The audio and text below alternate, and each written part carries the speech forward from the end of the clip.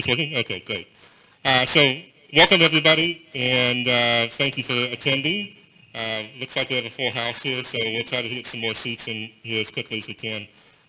We have an opportunity to, this is a throwback because this is really almost an old Geneva topic with IDI and user experience and that sort of thing, but the premise here is the connected vehicle offers opportunities that we just didn't have 8, 10 years ago in terms of bandwidth and content. And so we need to keep the discussion going about the end-user experience and the in-vehicle experience, and that's why we're going to do this session. And so I'm going to get out of the way for the sake of time. I'll let everybody introduce themselves, Altia, Cinemo, and then Rance's team. And so I hope this is a great opportunity to learn and ask questions. So, please.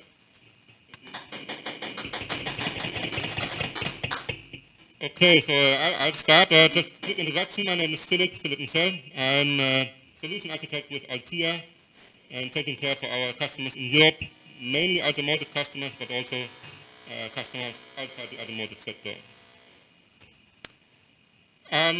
We have seen many technologies now converging in the cockpit, and OEMs are developing innovative new features, functions, and are changing the look and feel of their cockpits. And the plans all over the sector are now transforming their cockpits. So there's big variety, probably the biggest variety than we ever had in the sector. But the question was, what would the future bring for the automotive cockpit experience? So we did a survey amongst our customers. Altia did a survey amongst his customers. And I'm going to present our results with that presentation. So we asked our customers, grab their crystal balls out of the cupboard and have a look what the future will bring. And we heard this quite often today, definitely connectivity, the future is connected. And while talking about connectivity, by 2020 and probably by today, about 50% of all new cars that are being shipped have built-in connectivity. So, short question to you, what do you think, what do you guess, by end of this decade, how many cars would be equipped with built-in connectivity? 100. Right, so it's almost, according to this research, almost 100%. But I think that was expected. So when we talk about the future is connected, what actually does it mean? In essence, it's communication. Communication between the car and almost everything, car to vehicle, or vehicle to vehicle communication, vehicle to infrastructure, just think of communication to the back-end servers for the OEMs. We have communication between the vehicle and pedestrians, between networks, all of that. And of course, connected also means, and most of us actually are doing this, connecting their smartphones to the car. And alongside this, we and our customers see the need for personalization settings, changing colors, backgrounds, sounds, you name it. And of course, connectivity needs to be built into the operating systems that are being used inside the car. And the emerging new technologies of communication, just imagine 5G now being deployed everywhere, allows faster communication and allows also the transfer of large amounts of data. And this data, again, allows new data-driven business models. I mean, we just had this discussion earlier on. It's all about this. Insurances adopting their tariffs according to the driving behavior or prediction of charging stations, setting up smart infrastructure in the cities, smart transportation systems, and all of that can be done, achieved with these new business models. And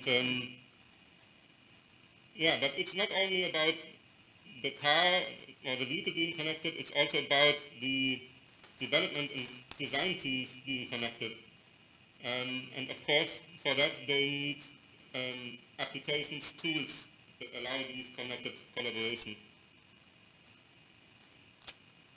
Next topic, what the future will bring is multimodality. You see this in our cockpit. Multimodal applications are increasing. And again, just a little quiz question here. So we have 69 million adult people in Germany, adult population. what do you guess? How many of them were using in-car voice assistant systems? Half. But yeah, according to this research, 27 million. Of course, not everyone of this 69 million has a driver's license, only 57 million. So half is quite a good guess. So, yeah, multimodality actually allows for a flexible, efficient, and usable way for drivers and also the passengers to interact with the cars and the car systems. So I already mentioned speech as one modality, but of course there is touch. We still have physical buttons present that could be pressed, switches. When we talk about this, then it's also about haptics. We have sensors capturing eye gaze, so you can recognize when the driver gets tired.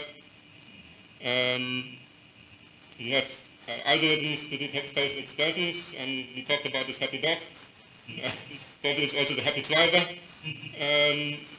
And yeah, other sensors could capture gestures and many more applications. So multimodality will improve driver and passenger experience, of course. It will increase productivity. But as long as we are not in a fully autonomous driving environment, there's also a challenge. The challenge to find the right balance between multimodal input and output on the one side, and on the other side, allow the driver to stay safely focused on the road. Then, of course, technologies need to build into the cockpits, graphical user interfaces. We mentioned this voice recognition, so using algorithms to detect voice and speech. We have to implement touchscreens, sensors to capture gestures, and many more. Another trend, which is quite obvious, is the trend towards electrification. OEMs are now more and more electrifying their fleets. And again, another quiz question. What do you guess? How many purely electric or plug-in electric vehicles have been sold in 2021 in Germany? How much? No, not really. Yeah, a bit more than 680,000. 36% market share, so still some room for improvement, but I think numbers will rapidly grow in the coming years. No, that's the delivered one. Yeah, so obviously the trend towards electrical cars implies a couple of challenges, and the biggest challenge is definitely power consumption. So low power consumption needs to be designed into every aspect of the car and every detail, I would say, of the car. But we also see that our customers, the HMI designers, are now bringing in electric specific HMIs. Just think of the charging state of the car and torque or whatever. So they're bringing really new innovative HMIs here. And we also see the challenges not only in the car but also outside. So we have to build up the charging infrastructure. That's also something we already have heard. And we have to think about new ways of generating power for these charging stations.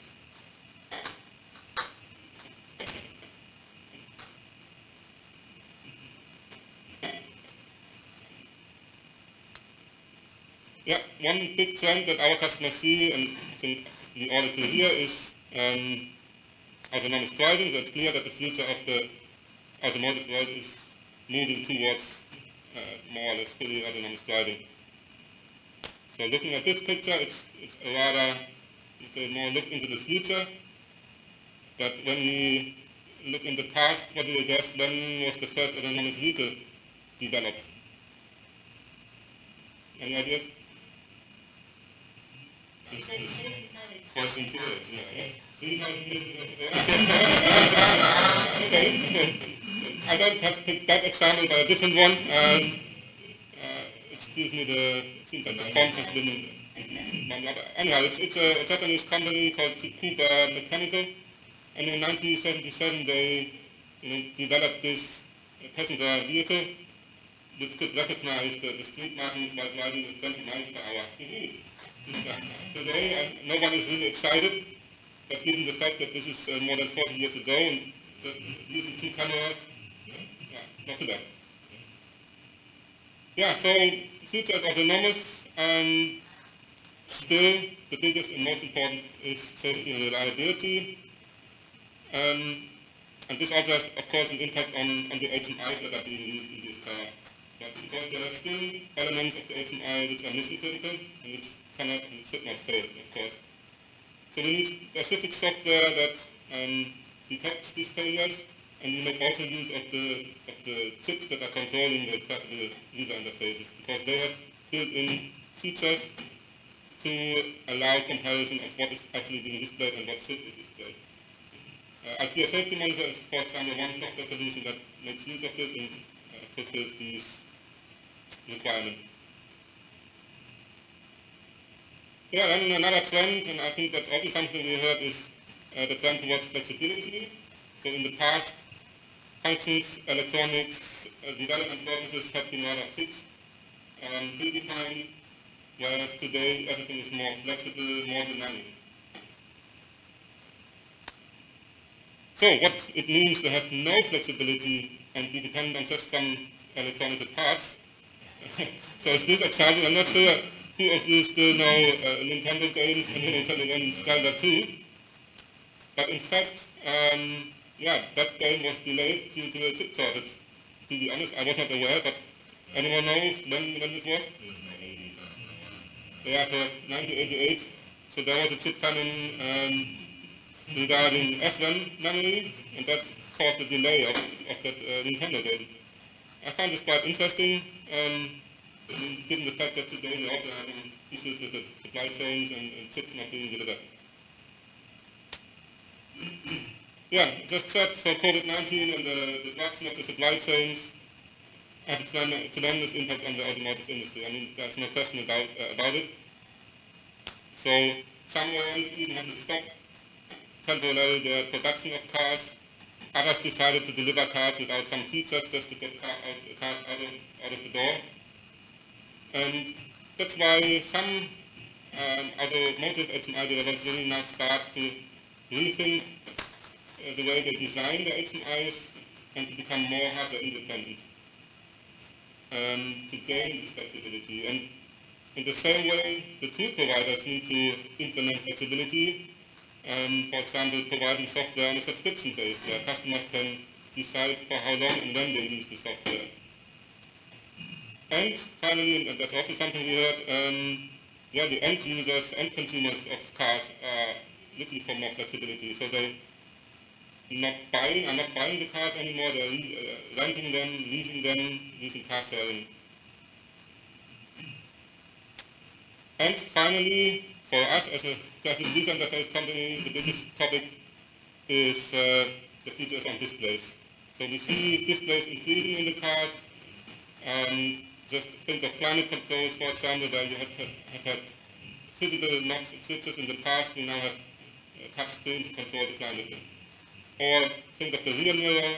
Instead of an actual mirror, you have a video screen of a rear view camera being displayed. Interesting quote I found here is from Jean-Philippe Imperato, the CEO of Alfa Romeo. He said, "I don't sell an iPad with a car on it, I sell an Alfa Romeo." Which I think is a fair statement, and Alfa Romeo might not want to do this, but actually Tesla does it all the time. So what's your guess how many Teslas have been delivered in 2021? 600? No, even more. 936,000, almost 1 million, and the formula is exaggerated a bit. Yeah, 1 million cars built around the big display. Anyhow, it's just a nice quote around this. Yeah, the future is on displays. We see new technologies coming up. SideHack is definitely one of them, where you have displays underneath surfaces where you wouldn't expect a display. I mentioned the number of dedicated displays increasing, rear mirrors, side mirrors, infotainment, you name it. We see new form factors that are being implemented in cockpits. Displays are being used for augmented or virtual reality these days. And since the displays now become more and more important, also the OEMs need to put more focus on the design of these displays. And they also need to adapt the graphical user interfaces to the different brands and models of the company. Then one trend is towards bigger displays, alongside with more powerful SoCs controlling, so chips controlling these displays. And since they get more and more powerful, this also has an impact on the system architecture, where you now see technologies like virtualization and hypervisors being used, so that you can use different operating systems, in parallel on one chip controlling multiple displays. Yeah, let's have a look on a couple of real-world examples. So this is the new Renault Megane E-Tech 2022 model, also designed with Altia software, and as you can see, it has a shape of a horizontal L, and that's why Renault calls this the L shape. This example is probably more known to our US colleagues here. That's the new 2023 Cadillac Lyric, fully electrical SUV. Also designed with Altia software, it has a huge 33-inch LED display curve, quite nice. And I found this example for Cytec, developed by Continental. So it actually is clear that only a TS when needed, and that's the advantage of it. So the information is only shown when needed, and when the screen is turned off, you don't have this unappealing black surface or area in your car. Instead, it just appears like the other surfaces or materials being used. Could be a wooden panel, like in this example, or carbon panel, or leather-covered surfaces, whatever. And sometimes it even has the feel of these materials, so quite cool technology. Yeah, before I conclude, just some words about Altia. For those of you who do not know us, we are designed into the most well-known brands worldwide, and we are also designed in more than 100 million devices in the world. And this is how our customers use the tooling. Typically, our customers have designers working with graphical tools like Sketch, Photoshop, 3D tools like Maya or others. So they design cool, nice-looking, fancy assets, which then are being imported in our main tool, which is called Altia Design. That's the graphic user interface authoring environment, where the user interface is being, I would say, assembled or put together. And then we have a plug-in, which is called Altia Display, which generates the C source code that implements the user interface on the target hardware. And that's the part which makes the design independent from the hardware selection. So if you change the hardware, you just switch to a different code generator and then can use the same design for a different hardware. Almost last slide, just a couple of words. We also have a professional services department inside our company which can help our customers with all or any part of the HMI program, maybe concept graphics or application logic, doing test evaluation, but even certification is something where we can support them. Okay, so I'm almost within the 20 minutes. Just thank you for the attention so far.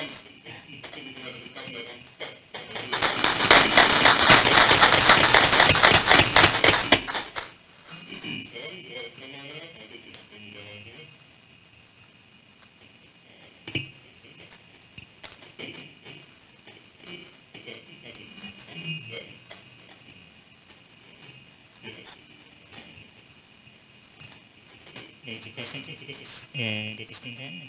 Is this one? This one? Okay, it's not showing.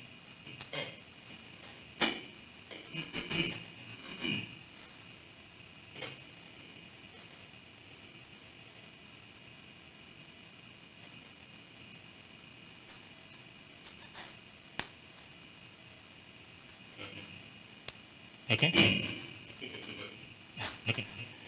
Great. My name is Charly. I head partnerships at Cinemo, so very much in the Covisa spirit, something very collaborative. Look forward to my engagements with the different stakeholders in the ecosystem. And I'm here to talk to you today about reimagining home entertainment for the connected car.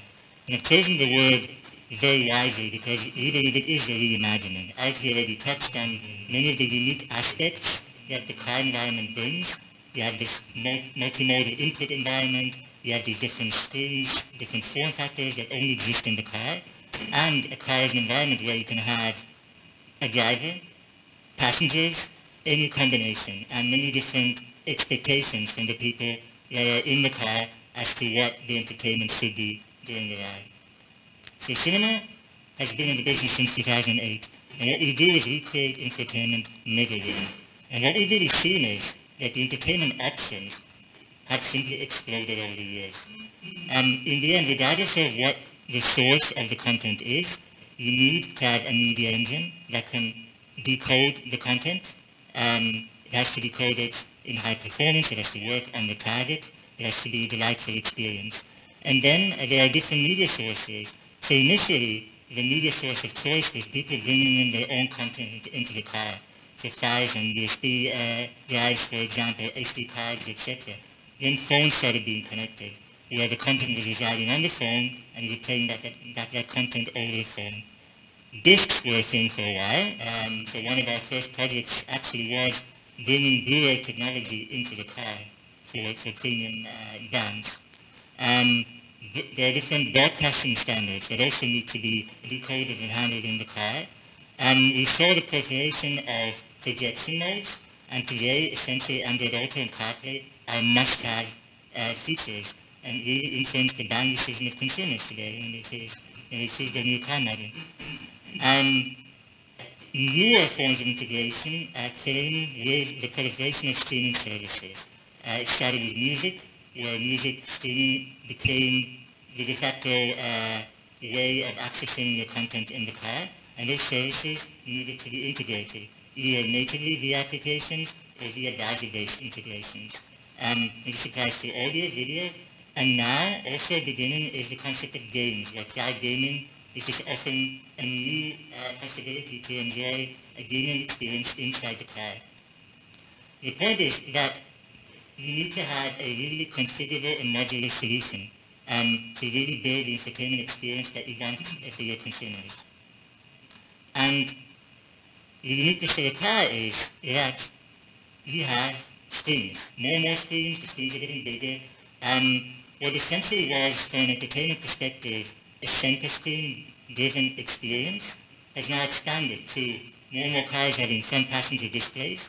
I've added the cluster as well, because the cluster essentially is a screen. Yes, it can be used as a cluster, powered by an RTOS delivering the respective functionality, but as cars are becoming more and more autonomous, as cars are becoming more electric, and there are these downtimes when you're charging the car, the cluster can in fact be another screen for entertainment.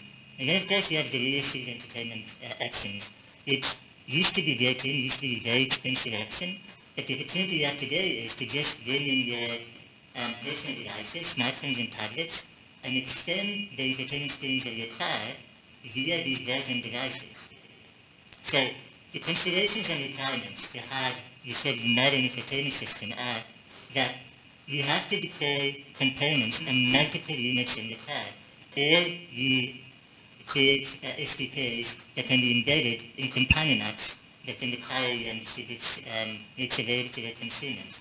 There are situations where you might want to synchronize content across multiple screens to make sure that more than one person can enjoy the same content at the same time without any latency while you have the audio coming through the cabin. At the same time, you could have situations where the actual application might be running just on one unit, but you want to offer the possibility for other passengers in the car to remotely control that application. So to offer additional front-end views on the one application that's running in the front.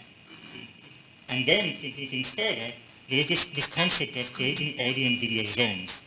And zones might actually even be the wrong analogy, because you could have situations where creating a zone is not enough. What you really want to create is an entertainment bubble. You want to provide the possibility for passengers, or a group of passengers, or any group of passengers actually, could be someone sitting in the back, someone sitting in the front, to enjoy entertainment without disturbing the others in the car.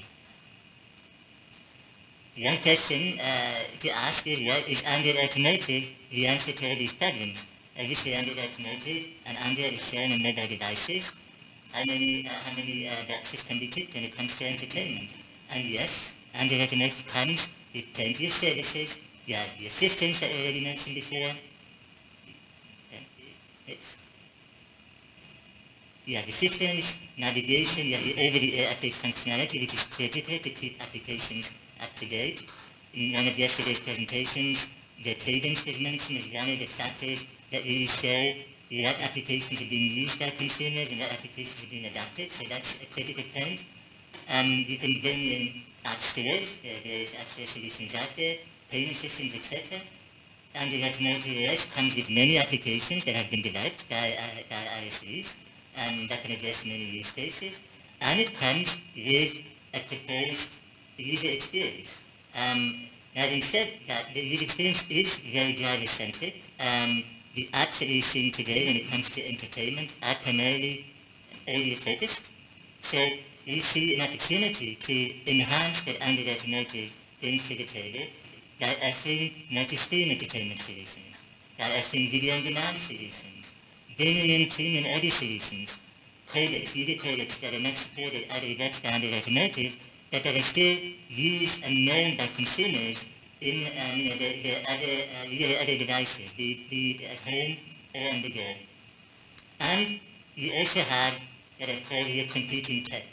One example is CarPlay. So you can have technology that might even require additional certification, but because it's not part of the Android umbrella, it's not part of the certifications that are done within an Android Automotive certification, it's something that needs to be added on top, another consideration. I want to walk you real quick through an example of how a consumer, how home electronics, home entertainment technology that's popular in the home had to be reimagined for the car. And this is what we did with Dolby Atmos, bringing Dolby Atmos into the digital cockpit. And of course, with any integrations, the goal ultimately is to have something that can be integrated with as little friction as possible. It has to be scalable, and of course, it has to meet the quality requirements of the automotive industry. And as with any technology, which is always going to be associated with cost, you have to ask the question always, why now? In the case of Dolby Atmos, the answer is actually quite simple. The content is there. There are thousands of tracks that are offered in Dolby Atmos music. There is also a consumer sentiment that the consumers expect a feature parity when it comes to entertainment at home, entertainment on the go. They want to see that same level of entertainment also in the car. Why should they make a compromise just because they're inside a car? That does not resonate with a lot of demographics. In addition, there is always going to be a hardware and technology hurdle. Now, thankfully, in the case of the Dolby Atmos integration, there are already many compatible, sophisticated infotainment platforms out there that can be upgraded primarily via software, using additional speakers, that theoretically are already almost there in order to accommodate this new technology. Vehicles are connected. We've seen the 100% projection of connected vehicles. Data plans are also becoming more affordable. I think the proliferation of eSIMs is also making it a bit easier, more convenient for consumers to bring larger data plans into the car. And you have the services that are available via native apps. So services such as Apple Music, Amazon Music, that can provide Dolby Atmos. And not only are they providing Dolby Atmos, but the way it's been rolled out is if you are a regular subscriber to their services, you basically have free access to Dolby Atmos. So it's only natural that once you've experienced it, you might say, well, why does this device, this car, that features this service, not support Dolby Atmos? Something I'm actually paying for and something I enjoy. At the same time, there are of course challenges. The fragmented entertainment landscape is no secret. You have demanding consumers when it comes to user experience, and you have very specific contextual challenges in the car. Connectivity, gaps in connectivity. What do you do if you're streaming content that requires a very high bandwidth, and then you drive through a tunnel? How do you compensate for that change in the environment without compromising the user experience? Plus, we have quality and security requirements. In the case of content, the content providers might often require DRM to be supported, and in the case of Dolby Atmos, there are also Dolby IP protection guidelines that need to be that need to be implemented. So there are two solution approaches I want to walk you through real quick. One is the approach that we termed a fully integrated infotainment system, which is typically going to be a Linux-based operating system. And for that, because there's so little that's provided out of the box by the OS, you have to provide a complete middleware solution. So you have to natively integrate music streaming services, for example. You have to implement digital rights management, could be wideband level 3, or the more complicated level 1, which also requires the collaboration with chip vendors in that case.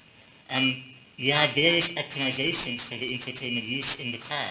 Multi-seat might be an option that you really want to add to the mix, just to make the experience more delightful.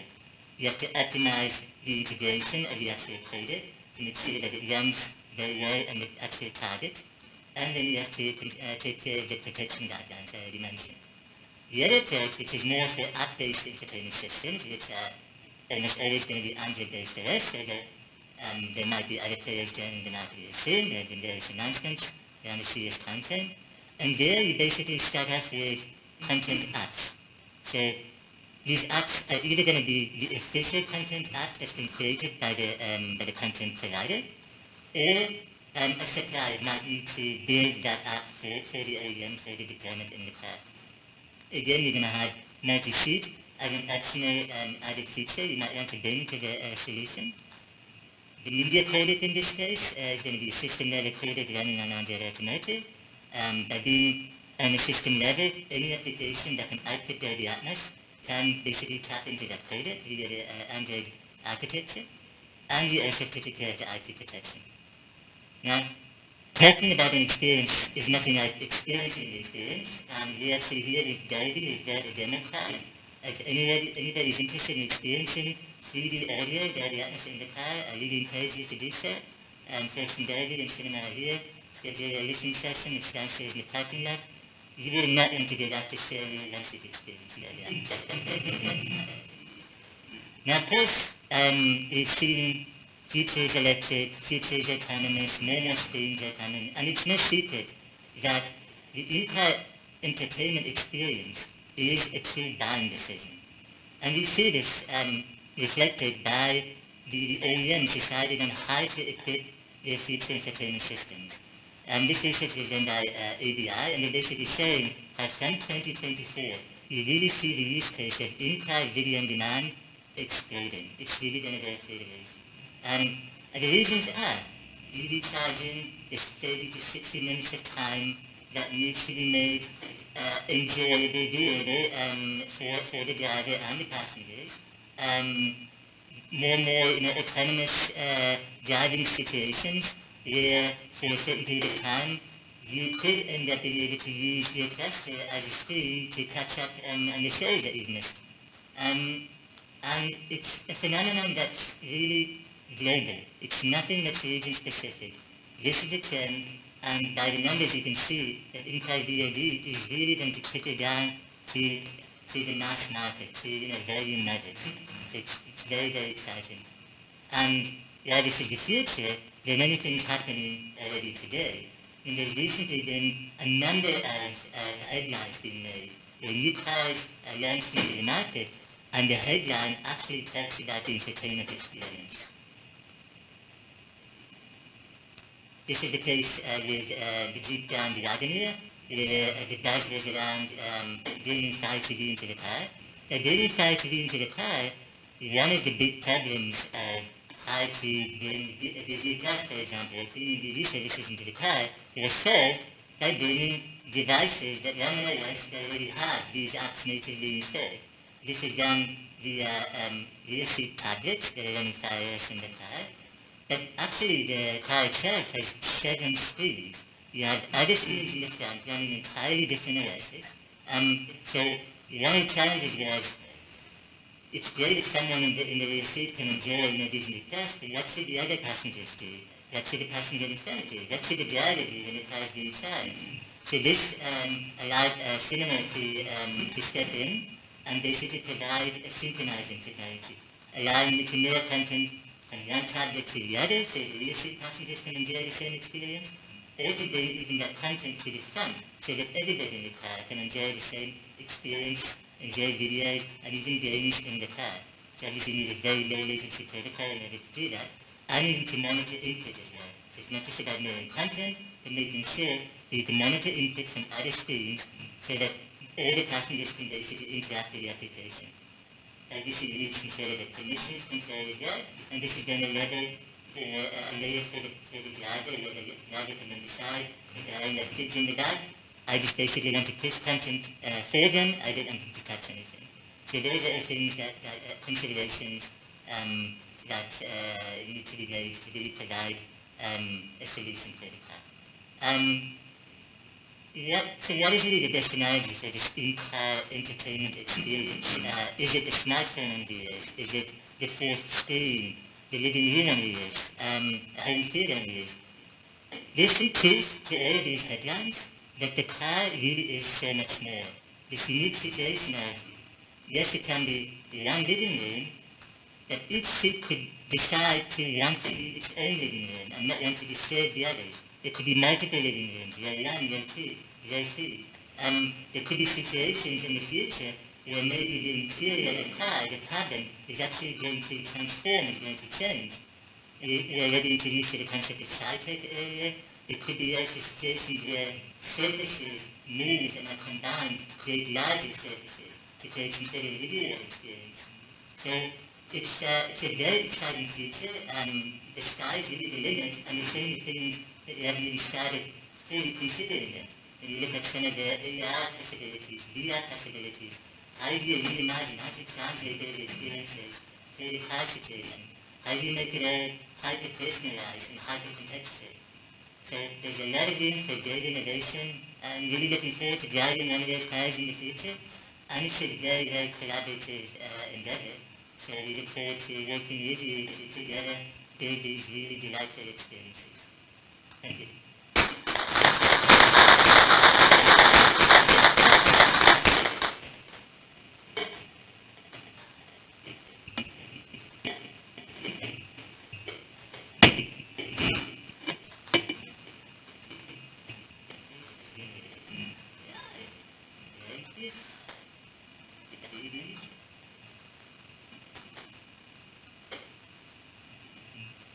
Next thing.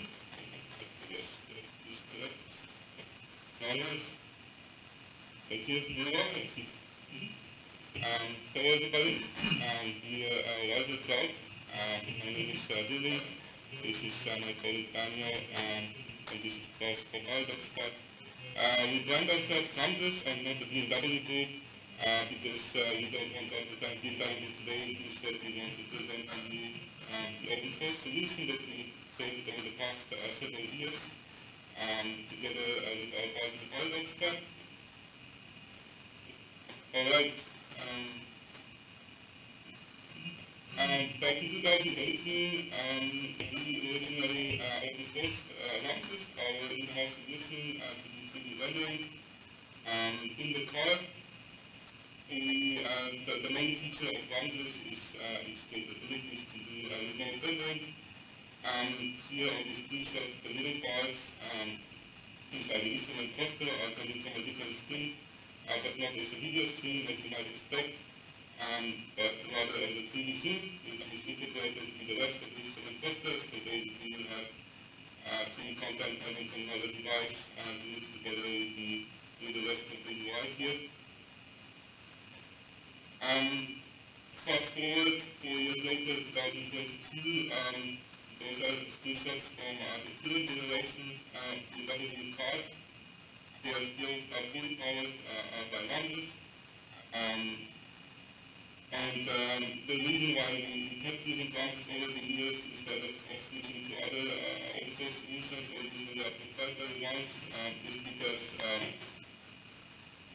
we believe in open source, and we also stick to having a solution which is tailored to embedded and forward targets. I don't want to talk too much about BMW. You asked me if interested, I'd be welcome to see them at the BMW Press web pages. If interested how things look in the car. Instead, we want to focus rather on the frameworks and the technology we need. So those are the last two shots I will be showing today from Ramses. what is the tool chain that we use to do this? Around this consists of the core part, which is basically the render, which is a library to rendering with OpenGL. Recently we added an extension on top, it's called Transit Logic, which supports animation and scripting. We also have a graphical user interface solution. We call it this Composer, which uses Transit and Transit Logic to provide content and alter 3D graphics. We embrace the GLTF format, which is the kind of the industry standard for graphics exchange provided by Kronos. And all the tools we support GLTF, such as Blender or the Autodesk tools, but also many others, can export such contents, which makes it again adoptable for us and our tool chain.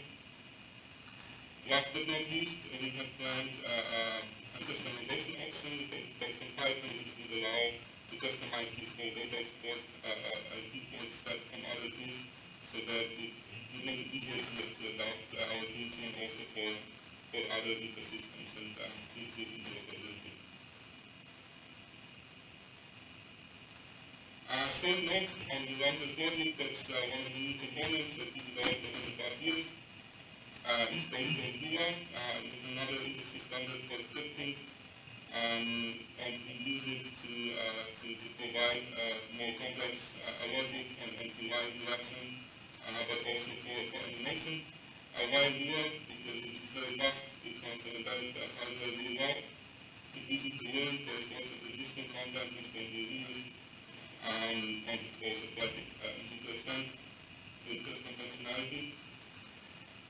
And now I'd like to hand over to Klaus, who will tell you more about the Ramses Composer, which is the cornerstone of our tool chain. Just a short note, we've been working with Paradox for several years now around the design of this tooling, but also other things. They are our long-standing partner with lots of experience in UX design. Thanks. Okay, so basically Ramses Composer is the visual tool. This is what it looks like. If you now think that basically it looks like all the other authoring tools, then I would consider that a compliment. We don't have time in this presentation for some more practical demonstration, but we will set up a booth this afternoon, so if you're interested, you come and play, grab a drink and join us. So I was going to talk about the development goals that we have for the tool. What is that? Screensaver?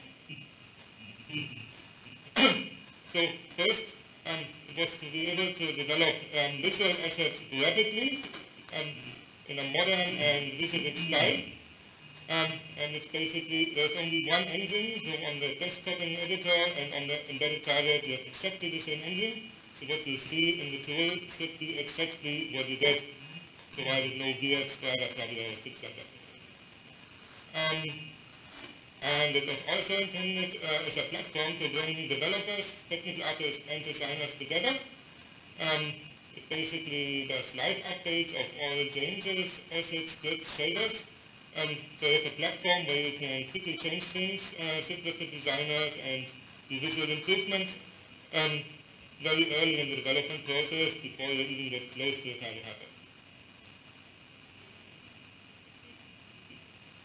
Okay, also it's designed to use open and modern standards. We already heard about GLTF as one of the foundations. We also looked at KTX for images and textures. Unfortunately, there is not sufficient support in the industry yet for this format, but we're keeping an eye on it. And also established Python scripting for automating stuff and data processing. And it's designed to harmonize with Blender. GLTF allows you to use basically any tool, but every tool has its particularities. No two tools agree which way is up. So it's built to work well with Blender, that default things with default settings look like you would expect them to. So how is it used in a real-life project? As I said, the Ramses Composer editor wraps the same engines as used on the target. It does not create any 3D content itself, but integrates and imports. That's really messed up. It integrates the resources from other tools. For 3D measures, it's Blender. Images are usually created with Photoshop as the established way to talk with designers. Not exactly open source. And scripts are done in Lua and shaders are written in GLSL. So basically, what we have here is it's a live update. So whenever you press save in one of the other tools, Ramses Composer reads the asset, applies the changes, and you see the visualization in the context immediately. And everything is saved in its own scene format. There's a JSON-based format that if you really know what you're doing, you can read it and manually edit it too. So it's sort of open, but you need to know what you're doing because of the complexity of such a thing. Then, in the next step, you would have a command line version of the tool running on the build server for integration into continuous integration that takes those scenes and compiles them into binary files, basically similar to source code. And those binary files are then integrated into the actual software layer that it's running on the target system. And of course, for development purposes, you can also circumvent that build step and create the binary files for updates directly. With tools like that, the model-based tools, you typically have some challenges. I mean, first is the integration into a build system. Many of the tools with a huge user interface are hard to get to run in batch mode or in a system that has no graphical environment. So there is a headless version of Ramses Composer that was designed to run without any graphical dependencies from the start. Another well-known challenge is multi-user support. Those tools are great as long as only one person is using them, but since the complex models cannot merge easily, it's hard to scale up to a whole team of people working on the same thing. That basically is where Ramses Composer offers a structural model. You can break down a complex scene into multiple subcomponents and prefabs and assemble it from that. And basically, within that structure, you can work on every individual component in parallel independently and also put it under version control independently. So you need to set up a reasonable structure, but then you can scale up to a larger team pretty well. And the final challenge is bringing the assets to life or testing them. That can be pretty cumbersome, so there is a feature to inject a stream of data into the model directly in the editor. It could be used, or it is used for getting data from DLT traces, converting them and playing them in the editor, so you can power your assets during development phase already with real-life data and see what your changes do in the context of actual timing and actual file reactions. You can also use the same thing to set up test cases or something like that. Again, we have a generic format, RC trace, that is based on JSON and very easy to read, so we can basically adapt anything that you have in forms of data to use it. And I think this is where I hand over to Daniel.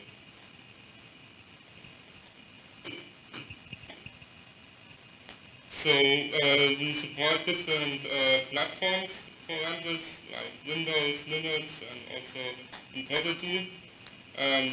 But the dedicated support for Android is new now.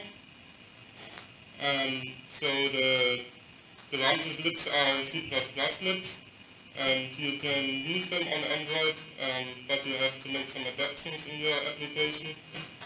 This is because Android has some very specific requirements. Just to name a few, you have to adapt to the life cycle of core UI components of Android, like the activity, file handling is special. Of course, Android applications are written in Kotlin or Java instead of C++. And also the build system is different. You use Gradle instead of CMake.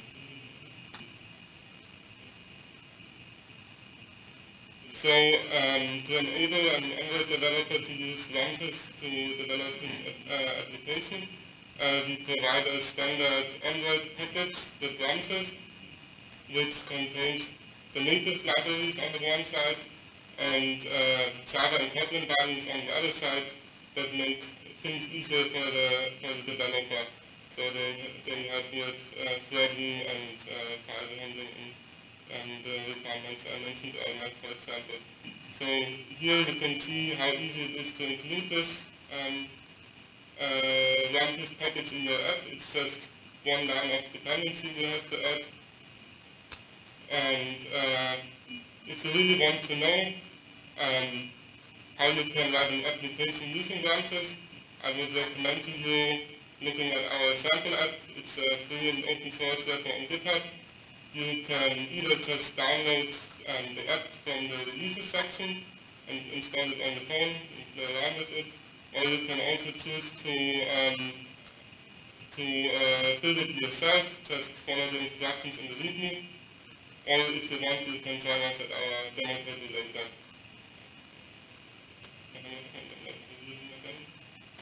So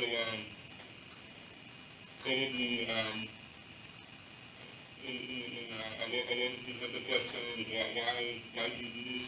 Why do you design yet another open source solution? Because you believe there are already existing options. We can spend the whole afternoon discussing this.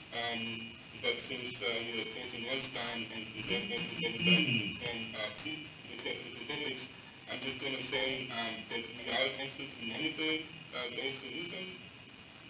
And we would actually, like if there was something we could use, we wouldn't be implementing our own.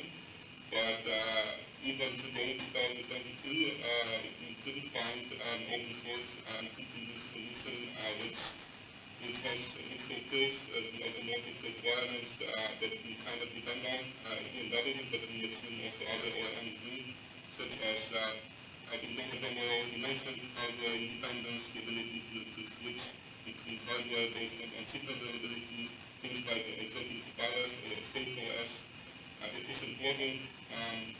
Some of you might have heard that the president issues on this. But also things like loading times, you can't wait a minute and a half until your system loads, like it's pretty fast there. And our electronic devices, they have a life cycle of sometimes up to 8 or more years. So we have to supply them with security fixes and maintain them, which is, for example, not like if you look at open source game engines, they don't have this issue, right? They just go with the latest in graphics and they at some point they give limited support for open devices. In conclusion, we are happy to share our current state-of-the-art and technology with you. We are committed to keep it free and open source. And our primary goal is to reach a larger audience, to connect with you guys, hear your thoughts, feedback, and maybe get some contributions from you or future requests. I also wanted to mention most of the developments that we presented are based from the feedback that we got from the community back in 2019 at the A&M at Altia. So some of the questions there were, hey, what about GLTF? Why don't you support it? How can I use it with Blender? How can I use it with other tools? So we listened to those questions and feedback. As you can see today, we are actually using those in production vehicles.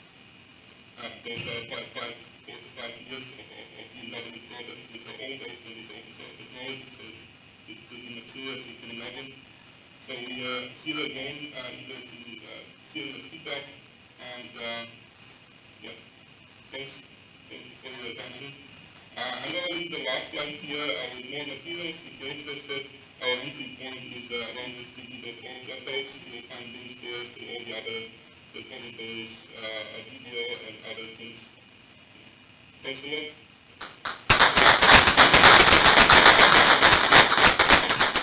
Given that it's lunchtime and you'll have an opportunity to interact with the speakers during lunch if you'd like, if you have questions, we're going to go ahead and release you to lunch.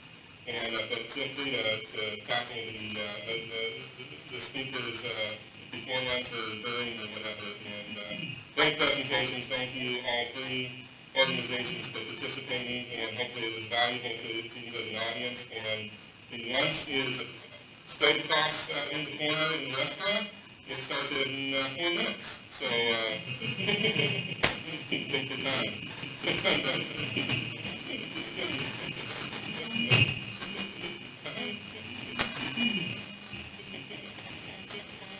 Yes.